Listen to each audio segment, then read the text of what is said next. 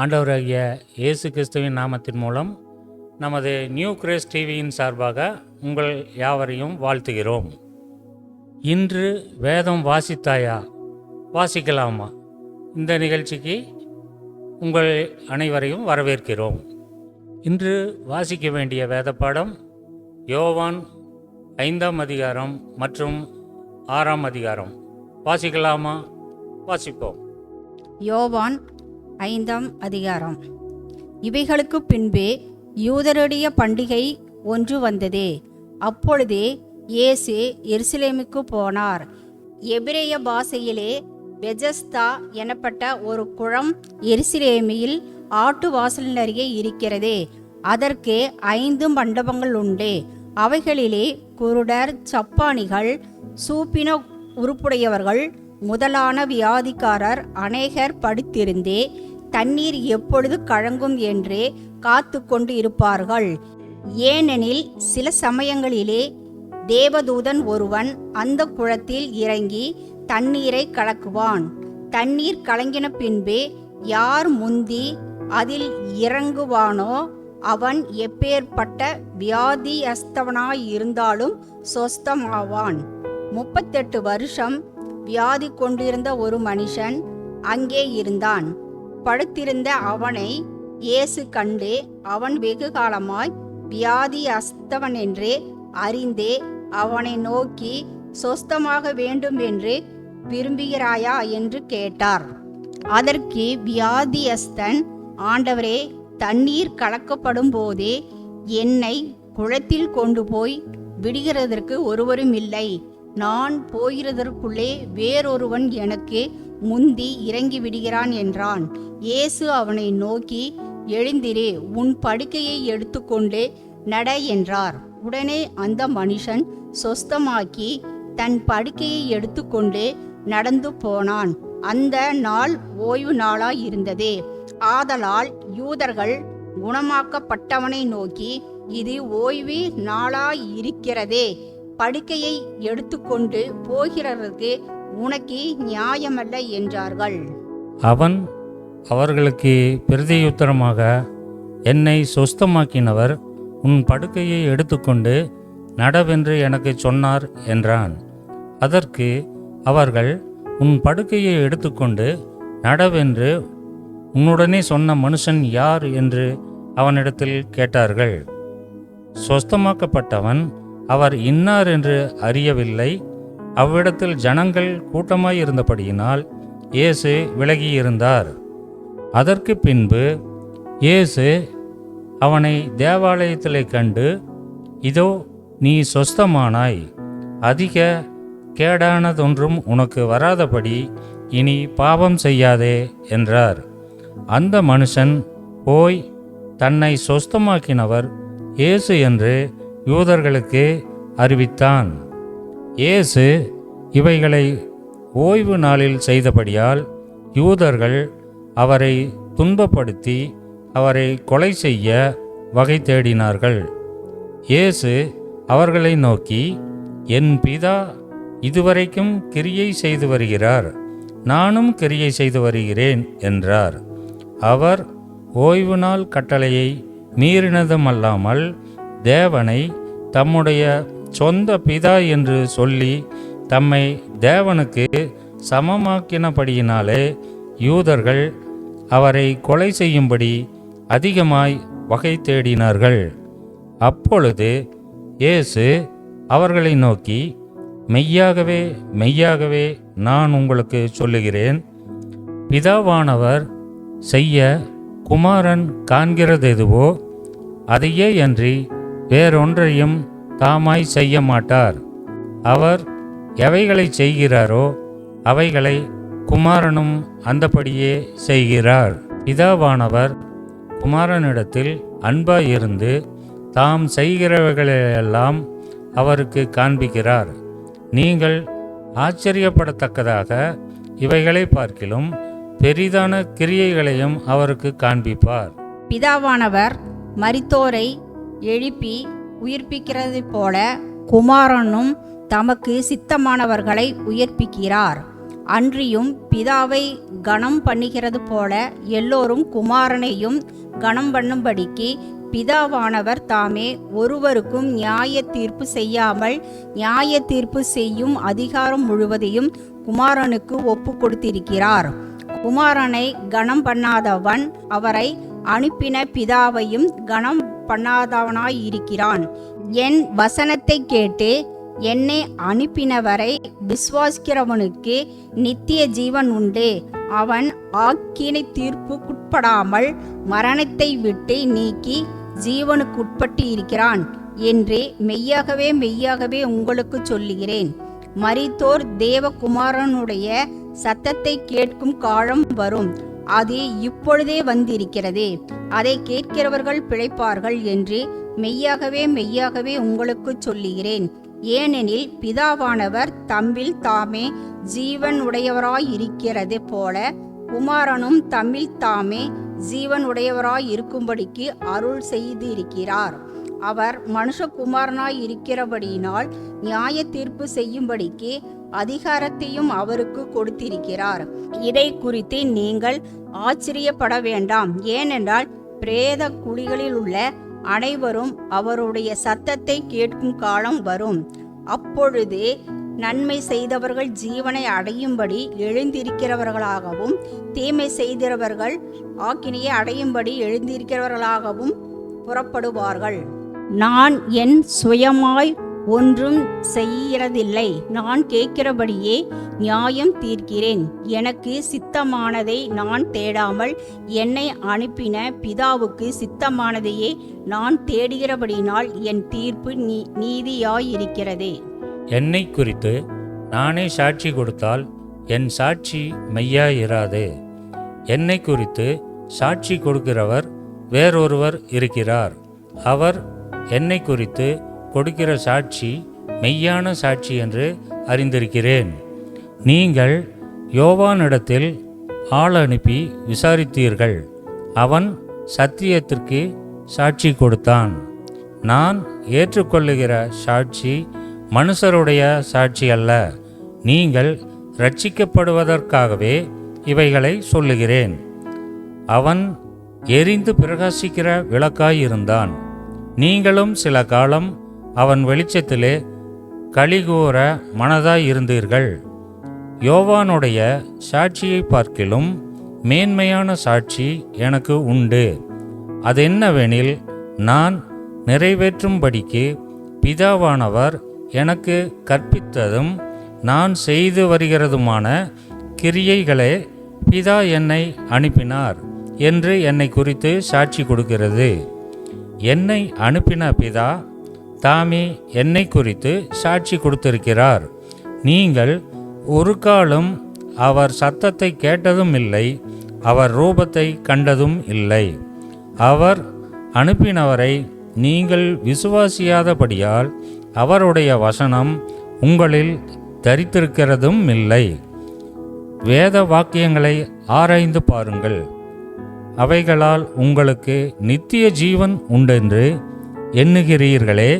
என்னை குறித்து சாட்சி கொடுக்கிறவைகளும் அவைகளே. அப்படி இருந்தும் உங்களுக்கு ஜீவன் உண்டாகும்படி என்னிடத்தில் வர உங்களுக்கு மனதில்லை. நான் மனுஷரால் மகிமை ஏற்றுக்கொள்ளுகிறதில்லை. உங்களில் தேவ அன்பு இல்லை என்று உங்களை அறிந்திருக்கிறேன். நான் என் பிதாவின் நாமத்தினாலே வந்திருந்தும் நீங்கள் என்னை ஏற்றுக்கொள்ளவில்லை. வேறொருவன் தன் சுய நாமத்தினாலே வந்தால் அவனை ஏற்றுக்கொள்வீர்கள்.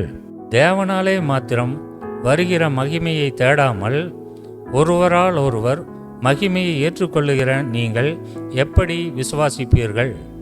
பிதாவினிடத்தில் நான் உங்கள் மேல் குற்றம் சாட்டுவேன் என்று நினையாதிருங்கள். நீங்கள் நம்புகிற மோசேயே உங்கள் மேல் குற்றம் சாட்டுவான். நீங்கள் மோசேயை விசுவாசித்தீர்களானால் என்னையும் விசுவாசிப்பீர்கள். அவன் என்னை குறித்து எழுதியிருக்கிறானே. அவன் எழுதின வாக்கியங்களை நீங்கள் விசுவாசியாமல் இருந்தால் நான் சொல்லுகிற வசனங்களை எப்படி விசுவாசிப்பீர்கள் என்றார். யோவான் 6 அதிகாரம். இவைகளுக்கு பின்பு இயேசு திபேரியா கடல் எனப்பட்ட கலிலேயா கடலின் அக்கரைக்கு போனார். அவர் வியாதிக்காரனிடத்தில் செய்த அற்புதங்களை திரளான ஜனங்கள் கண்டபடியினால் அவருக்கு பின் சென்றார்கள். இயேசு மலையின் மேல் ஏறி அங்கே தம்முடைய சீசரனுடைய கூட உட்கார்ந்தார். அப்பொழுது யூதருடைய பண்டிகையாகிய பஸ்கா சமீபமாயிருந்தது. இயேசு தம்முடைய கண்களை ஏறெடுத்து திரளான ஜனங்கள் தம்மிடத்தில் வருகிறதை கண்டு பிலிப்புவை நோக்கி, இவர்கள் சாப்பிடத்தக்கதாக அப்பங்களை எங்கே கொள்ளலாம் என்று கேட்டார். தாம் செய்ய போகிறதை அறிந்திருந்தோம். அவனை சோதிக்கும்படி இப்படிக்கு கேட்டார். பிலிப்பு அவர்களுக்கு பிரதி உத்தரமாக, இவர்களில் ஒவ்வொருவன் கொஞ்சம் கொஞ்சம் எடுத்துக்கொண்டாலும் 200 பணத்தப்பங்களும் இவர்களுக்கு போதாதே என்றான். அப்பொழுது அவருடைய சீசர்களில் ஒருவனும் சீமோன் பேதுருவின் சகோதரனுமாகிய அந்திரேயா அவரை நோக்கி, இங்கே ஒரு பையன் இருக்கிறான். அவன் கையில் 5 வார்கோதுமை அப்பங்களும் 2 மீன்களும் உண்டு. ஆனாலும் அவைகள் இத்தனை ஜனங்களுக்கு எம்மாத்திரம் என்றான். இயேசு ஜனங்களை உட்கார வையுங்கள் என்றார். அந்த இடம் மிகுந்த புல்லுள்ளதாய் இருந்தது. பந்தியில் இருந்த புருஷர்கள் ஏறக்குறைய 5000 பேராய் இருந்தார்கள். இயேசு அந்த அப்பங்களை எடுத்து ஸ்தோத்திரம் பண்ணி சீசர்களிடத்தில் கொடுத்தார். சீசர்கள் பந்தியில் இருந்தவர்களுக்கு கொடுத்தார்கள். அப்படியே மீன்களையும் அவர் எடுத்து அவர்களுக்கு வேண்டிய மட்டும் கொடுத்தார். அவர்கள் திருப்தி அடைந்த பின்பு அவர் தம்முடைய சீசர்களை நோக்கி, ஒன்றும் சேதமாய் போகாதபடிக்கு மீதியான துணிகைகளை சேர்த்து வையுங்கள் என்றார். அந்தபடியே அவர்கள் சேர்த்து வார்கோதுமை அப்பங்கள் 5 அவர்கள் சாப்பிட்டு மீதியான துணி கைகளினாலே 12 கூடைகளை நிரப்பினார்கள். இயேசு செய்த அற்புதத்தை அந்த மனுஷர் கண்டு, மெய்யாகவே இவர் உலகத்தில் வருகிறவரான தீர்க்கதரிசி என்றார்கள். ஆதலால் அவர்கள் வந்து தம்மை ராஜாவாக்கும்படி பிடித்து கொண்டு போக மனதாயிருக்கிறார்கள் என்று இயேசு அறிந்தே மறுபடியும் விலகி தனியே மலையின் மேல் ஏறினார். சாயங்காலமான போது அவருடைய சீஷர்கள் கடற்கரைக்கு போய் படவில் ஏறி கடலின் அக்கறையிலுள்ள கப்பர்நகூமுக்கு நேராய் போனார்கள். அப்பொழுது இருட்டாயிருந்தது. இயேசுவும் அவர்களிடத்தில் வராதிருந்தார். பெரும் காற்று அடித்தபடியினாலே கடல் கொந்தளித்தது. அவர்கள் ஏறக்குறைய 3-4 மைல் தூரம் தண்டு வலித்து போன பொழுது இயேசு கடலின் மேல் நடந்து படவுக்கு சமீபமாய் வருகிறதைக் கண்டு பயந்தார்கள். அவர்களை அவர் நோக்கி, நான் தான், பயப்படாதிருங்கள் என்றார். அப்பொழுது அவரை படவில் ஏற்றிக்கொள்ள மனதாயிருந்தார்கள். உடனே படவு அவர்கள் போகிற கரையை பிடித்தது. மறுநாளில் கடலின் அக்கறையிலே நின்ற ஜனங்கள் அவருடைய சீஷர் ஏறின அந்த ஒரே படவு தவிர அங்கே வேறொரு படவும் இருந்ததில்லை என்றும், இயேசு தம்முடைய சீஷருடனே கூட படவில் ஏறாமல் அவருடைய சீஷர் மாத்திரம் போனார்கள் என்றும் அறிந்தார்கள். கர்த்தர் ஸ்தோத்திரம் செய்த பின்பு அவர்கள் அப்பம் சாப்பிட்ட இடத்துக்கு சமீபமாய் திபேரியாவிலிருந்து வேறே படவுகள் வந்தது. அப்பொழுது இயேசுவும் அவருடைய சீஷரும் அங்கே இல்லாததை ஜனங்கள் கண்டு உடனே அந்த படவுகளில் ஏறி இயேசுவை தேடிக்கொண்டு கப்பர்நகூமுக்கு வந்தார்கள். கடலின் அக்கறையிலே அவர்கள் அவரை கண்டபோது, ரபி, நீர் எப்பொழுது இவ்விடம் வந்தீர் என்று கேட்டார்கள். இயேசு அவர்களுக்கு பிரதியுத்தரமாக, நீங்கள் அற்புதங்களை கண்டதினால் அல்ல, நீங்கள் அப்பம் புசித்து திருப்தியானதினாலேயே என்னை தேடுகிறீர்கள் என்று மெய்யாகவே மெய்யாகவே உங்களுக்கு சொல்லுகிறேன். அழிந்து போகிற போஜனத்திற்காக அல்ல, நித்திய ஜீவன் வரைக்கும் நிலை நிற்கிற போஜனத்திற்காகவே கிரியை நடப்பியுங்கள். அதை மனுஷகுமாரன் உங்களுக்கு கொடுப்பார். அவரை பிதாவாகிய தேவன் முத்திரித்திருக்கிறார் என்றார். அப்பொழுது அவர்கள் அவரை நோக்கி, தேவனுக்கேற்ற கிரியைகளை நடப்பிக்கும்படி நாங்கள் என்ன செய்ய வேண்டும் என்றார்கள். இயேசு அவர்களுக்கு பிரதியுத்தரமாக, அவர் அனுப்பினவரை நீங்கள் விசுவாசிப்பதே தேவனுக்கேற்ற கிரியையாய் இருக்கிறது என்றார். அதற்கு அவர்கள், அப்படியானால் உம்மை விசுவாசிக்கும்படிக்கு நாங்கள் காணத்தக்கதாக நீர் என்ன அடையாளத்தை காண்பிக்கிறீர், என்னத்தை நடப்பிக்கிறீர்? வானத்திலிருந்தே அவர்களுக்கு அப்பத்தை புசிக்க கொடுத்தார் என்று எழுதியிருக்கிறபடி நம்முடைய பிதாக்கள் வனாந்திரத்தில் மன்னாவை புசித்தார்களே என்றார்கள். இயேசு அவர்களை நோக்கி, வானத்திலிருந்தே வந்த அப்பத்தை மோசே உங்களுக்கு கொடுக்கவில்லை. என் பிதாவோ வானத்திலிருந்தே வந்த மெய்யான அப்பத்தை உங்களுக்கு கொடுக்கிறார் என்று மெய்யாகவே மெய்யாகவே உங்களுக்கு சொல்லுகிறேன். வானத்தில் இறங்கி உலகத்துக்கு ஜீவனை கொடுக்கிற அப்பமே தேவன் அருளிய அப்பம் என்றார். அப்பொழுது அவர்கள் அவரை நோக்கி, ஆண்டவரே, இந்த அப்பத்தை எப்பொழுதும் எங்களுக்கு தர வேண்டும் என்றார்கள். இயேசு அவர்களை நோக்கி, ஜீவ அப்பம் நானே. என்னிடத்தில் வருகிறவன் ஒரு காலம் பசியடையான். என்னிடத்தில் விசுவாசமாயிருக்கிறவன் ஒரு காலமும் தாகமடையான். நீங்கள் என்னை கண்டிருந்தும் விசுவாசியாமல் இருக்கிறீர்கள் என்று உங்களுக்கு சொன்னேன். பிதாவானவர் எனக்கு கொடுக்கிற யாவும் என்னிடத்தில் வரும். என்னிடத்தில் வருகிறவனை நான் புறவே தள்ளுவதில்லை. என் சித்தத்தின்படி அல்ல, என்னை அனுப்பினவருடைய சித்தத்தின்படி செய்யவே நான் வானத்திலிருந்து இறங்கி வந்தேன். அவர் எனக்கே தந்தவைகளில் ஒன்றையும் நான் இழந்து போகாமல் கடைசி நாளில் அவைகளை எழுப்புவதே என்னை அனுப்பின பிதாவின் சித்தமாயிருக்கிறதே. குமாரனை கண்டே அவரிடத்தில் விசுவாசமாயிருக்கிறவன் எவனோ அவன் நித்திய ஜீவனை அடைவதும் நான் அவனை கடைசி நாளில் எழுப்புவதும் என்னை அனுப்பினவருடைய சித்தமாயிருக்கிறது என்றார். நான் வானத்திலிருந்தே வந்த அப்பம் என்று அவர் சொன்னதின் நிமித்தம் யூதர்கள் அவரை குறித்து முறுமுறுத்து, இவன் யோசேப்பின் குமாரனாகிய இயேசு அல்லவா? இவனுடைய தகப்பனையும் தாயும் அறிந்திருக்கிறோமே. அப்படியிருக்க நான் வானத்திலிருந்து இறங்கி வந்தேன் என்று இவன் எப்படி சொல்லுகிறான் என்றார்கள். இயேசு அவர்களுக்கு பிரதியுத்தரமாக, உங்களுக்குள்ளே முறுமுறுக்க வேண்டாம். என்னை அனுப்பின பிதா ஒருவனையும் இழுத்து கொள்ளாவிட்டால் அவன் என்னிடத்தில் வரமாட்டான். கடைசி நாளில் நான் அவனை எழுப்புவேன். எல்லோரும் தேவனாலே போதிக்கப்பட்டு இருப்பார்கள் என்று தீர்க்கதரிசிகளின் ஆகமத்தில் எழுதியிருக்கிறதே. ஆகையால் பிதாவனிடத்தில் கேட்டு கற்றுக்கொள்கிறவன் எவனும் என்னிடத்தில் வருகிறான். தேவனிடத்தினின்று வந்தவரே தவிர வேறொருவரும் பிதாவை கண்டதில்லை. இவரே பிதாவை கண்டவர். என்னிடத்தில் விசுவாசமாயிருக்கிறவனுக்கு நித்திய ஜீவன் உண்டென்று மெய்யாகவே மெய்யாகவே உங்களுக்கு சொல்லுகிறேன். ஜீவ அப்பம் நானே.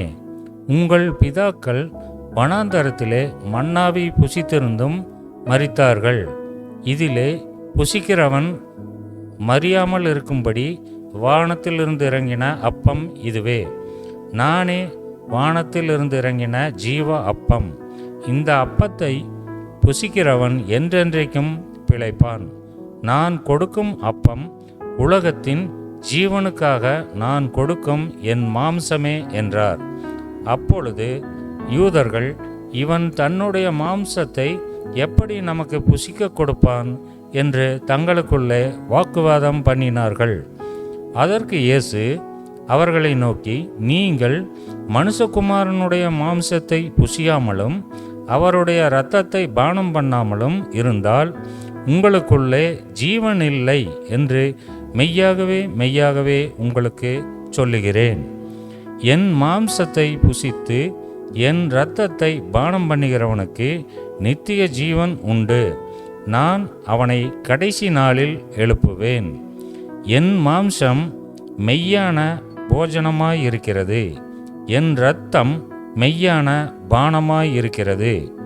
என் மாம்சத்தை புசித்து என் இரத்தத்தை பானம் பண்ணுகிறவன் என்னிலே நிலைத்திருக்கிறான், நானும் அவனிலே நிலைத்திருக்கிறேன். ஜீவனுள்ள பிதா என்னை அனுப்பினது போலவும் நான் பிதாவினால் பிழைத்திருக்கிறது போலவும் என்னை புசிக்கிறவனும் என்னாலே பிழைப்பான். வானத்திலிருந்து இறங்கின அப்பம் இதுவே. இது உங்கள் பிதாக்கள் புசித்த மன்னாவை போலல்ல, அவர்கள் மரித்தார்களே. இந்த அப்பத்தை புசிக்கிறவனோ என்றென்றைக்கும் பிழைப்பான் என்றார். கப்பர்நகூமில் உள்ள ஜெப ஆலயத்திலே அவர் உபதேசிக்கையில் இவைகளை சொன்னார். அவருடைய சீசரில் அநேகர் இவைகளை கேட்டபொழுது, இது கடினமான உபதேசம், யார் இதை கேட்பார்கள் என்றார்கள். சீசர்கள் அதை குறித்து முறுமுறுக்கிறார்கள் என்று இயேசு தமக்குள்ளே அறிந்தே அவர்களை நோக்கி, இது உங்களுக்கு இடரலாயிருக்கிறதோ? மனுஷகுமாரன் தாம் முன்னிருந்த இடத்திற்கு ஏறிப்போகிறதை நீங்கள் காண்பீர்களானால் எப்படி இருக்கும்? ஆவியே உயிர்ப்பிக்கிறதே, மாம்சமானதே ஒன்றுக்கும் உதவாதே. நான் உங்களுக்கு சொல்லுகிற வசனங்கள் ஆவியாயும் ஜீவனாயும் இருக்கிறதே. ஆகிலும் உங்களில் விசுவாசியாதவர்கள் சிலர் உண்டு என்றார். விசுவாசியாதவர்கள் இன்னாரென்றும் தம்மை காட்டிக் கொடுப்பவன் இன்னாரென்றும் ஆதி முதலாக இயேசு அறிந்திருக்கிறபடியால் அவர் பின்னும், ஒருவன் என் பிதாவின் அருளை பெறாவிட்டால் என்னிடத்தில் வரமாட்டான் என்று இதன் நிமித்தமே உங்களுக்கு சொன்னேன் என்றார். அது முதல் அவருடைய சீசரில் அநேகர் அவருடனே கூட நடவாமல் பின்வாங்கி போனார்கள். அப்பொழுது இயேசு 12 நோக்கி, நீங்களும் போய்விட மனதாயிருக்கிறீர்களோ என்றார். சீமோன் பேதுரு அவருக்கு பிரதியுத்தரமாக, ஆண்டவரே, யாரிடத்தில் போவோம்? நித்திய ஜீவ வசனங்கள் உம்மிடத்தில் உண்டே. நீர் ஜீவனுள்ள தேவனுடைய குமாரனாகிய கிறிஸ்து என்று நாங்கள் விசுவாசித்தும் அறிந்தும் இருக்கிறோம் என்றான். இயேசு அவர்களை நோக்கி, 12 உங்களை நான் தெரிந்து கொள்ளவில்லையா? உங்களுக்குள்ளும் ஒருவன் பிசாசாய் இருக்கிறான் என்றார். சீமோனின் குமாரனாகிய யூதாஸ் காரியோத்து 12 ஒருவனாயிருந்தும் தம்மை காட்டி கொடுக்க போகிறவனாயிருந்தபடியினால் அவனை குறித்து இப்படி சொன்னார். கர்த்தர் உங்களை ஆசீர்வதிப்பாராக. ஆமேன்.